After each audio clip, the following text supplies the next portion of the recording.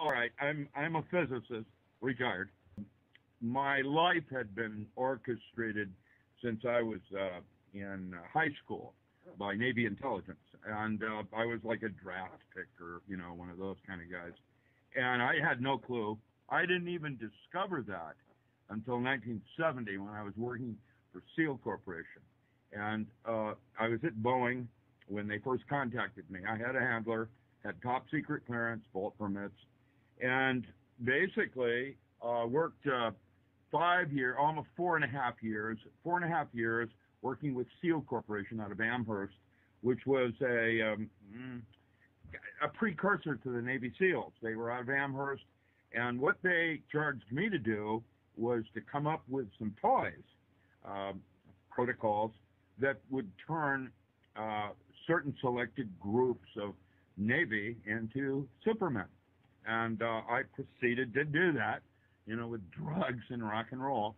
And out of anesthesiology, I worked out of anesthesiology. And I did so well that I trained the first 3 SEAL units and then a bunch of astronauts. And then from there, they moved me into the Pentagon, where I worked under Dr. Carl Schleicher, one that everybody affectionately knows as the Smoking Man. And for the next 6.5 years, I was basically lead physicist. I was Northwest Regional Director of MRU, which was the front door, Mankind Research Unlimited. And Dr. Wilbur Franklin, I worked out of Seattle.